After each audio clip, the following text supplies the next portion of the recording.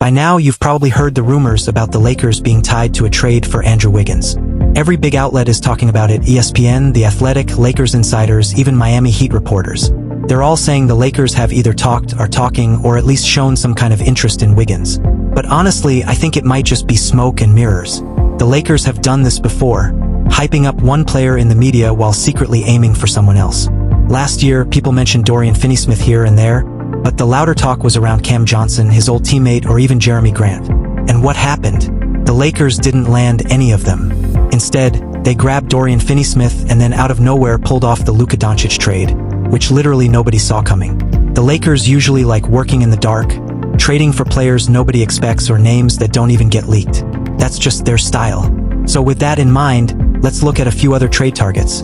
Guys they've been slightly connected to, players already on the market, or names I think will hit the market soon. These could easily be players they want more than Andrew Wiggins, even if the media isn't buzzing about them right now.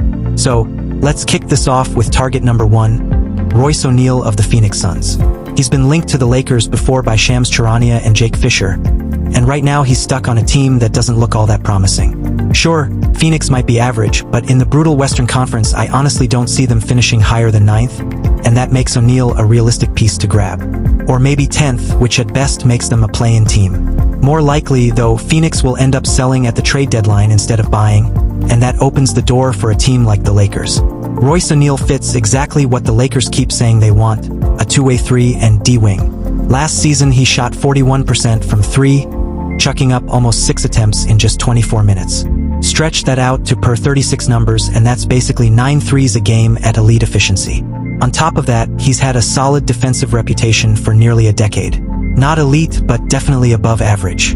Imagine him next to Luka Doncic, LeBron James, and Austin Reeves, spacing the floor as a deadly corner shooter while giving them another defender who can at least hold his ground. That's a lot more useful than pretending Wiggins is the savior. In my view, he's exactly the kind of player the Lakers could get linked to again, even if no one's talking about it much right now. They might easily circle back to him later. And honestly, it wouldn't take much to get him. He's on a 3-year deal, and if Phoenix decides to blow things up with a fire sale at the deadline, they'd probably move him for an expiring contract. Someone like Gabe Vincent plus maybe a second-round pick could land Royce O'Neale. I'd make that trade in a heartbeat. He'd be an upgrade. Offensively and defensively it's a close call, but O'Neale has more size than Vincent, which the Lakers badly need. That alone would help them. So that's trade target number 1. But he's definitely not the only option. Another player I think the Lakers could end up linked to, if they haven't quietly checked already, is Haywood Highsmith. Haywood Highsmith was just traded from the Miami Heat to the Brooklyn Nets in a plain salary dump, and now he's already back on the trade block. Brian Lewis of the New York Post says the Nets aren't expected to keep him past the deadline and would even move him right now.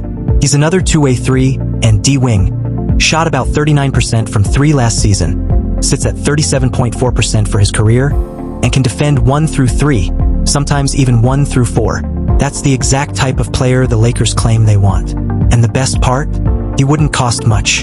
The Nets already have cap space, so the Lakers could flip Gabe Vincent or Maxi Kleber, clear some salary, toss in a second-round pick, and likely get it done. Just like Royce O'Neale, I'd pull the trigger. It's cheap, smart, and way better than overpaying for a name like Wiggins.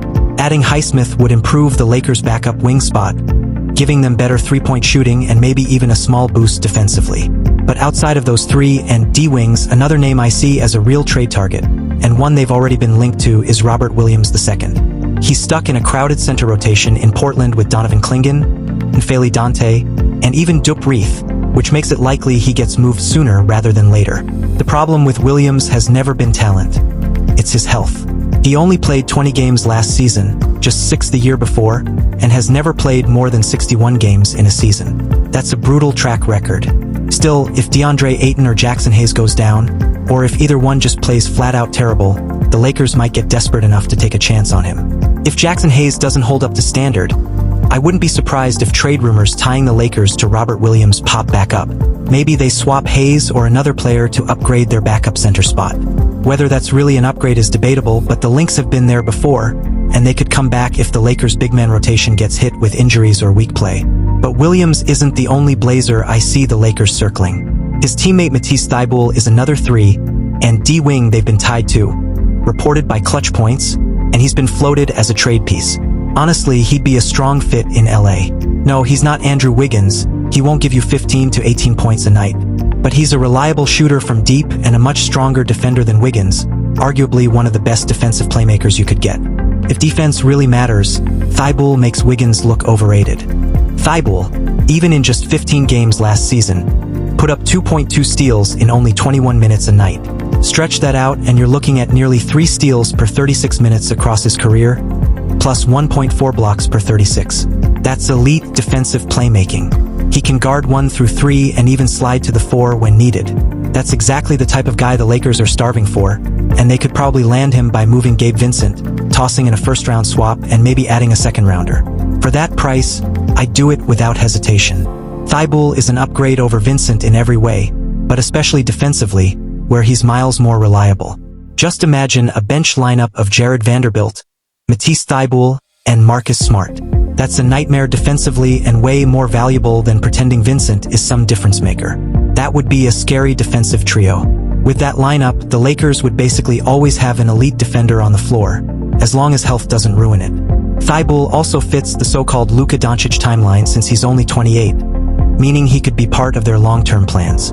I really like the idea of trading for him. But to wrap things up, there's one more 3 and D option, more of a guard than a wing, who the Lakers have been tied to. That's Ayo Dosunmu, a player they've been linked to through K.C. Johnson of the Chicago Sports Network and also by clutch points at last season's deadline. At just 25 years old, he fits their timeline perfectly. The downside? He'd cost more than Thibault, and honestly more than any of the other players we've talked about. But the Lakers might need to pay up if they're serious about fixing this roster. It would probably take a package of Gabe Vincent and 2 first-round pick swaps to get him, maybe even tossing in another second-rounder. But considering how cheap the Chicago Bulls have been, and keep proving to be, I'd bet they'd move him, especially with his contract situation. To keep him, you'd likely have to pay $15 to $20 million a year, which sounds pricey, but the fit is worth it. Dosunmu matches both the Lakers' skill needs and their timeline. He's a tough point-of-attack defender, a solid 4th scoring option, and could easily be in the 6th man of the year conversation. His three-point shot isn't elite, but at 36.1% for his career, it's reliable enough. Plus, he's a versatile defender for his role. At 6 feet 5 inches with a strong wingspan, he can guard multiple spots, something the Lakers can't say about most of their current backcourt. He can defend 1s, 2s, and even 3s on the court, which makes him even more valuable. Add that to his age, his fit with the Lakers' timeline, and the skill set, he still has room to grow, and I definitely want to trade for Dosunmu. And from reports, it sounds like the Lakers might too. Don't get me wrong, I'm not saying these are their only trade targets. We're definitely going to hear about plenty more. But for now, these are the players either linked to LA or already being shopped around. Beyond that, you could speculate names like Dillon Brooks or Ochai Agbaji could make sense. Still, no real reports have connected them to the Lakers yet. Maybe it happens, maybe it doesn't, but that unpredictability is exactly how the Lakers operate. Overall, I'd bet money some of the guys we've talked about will pop up again in trade rumors soon. Whether it's Royce O'Neal, Haywood Highsmith, Robert Williams, Matisse Thybulle, or Ayo Dosunmu, I guarantee the Lakers will be linked to them again. And honestly, it makes sense. They either bring that 3 and D two-way skill set, or they give LA a legit backup center. Maybe even an injury replacement if their bigs can't stay. Thanks for watching, and I'll catch you next time.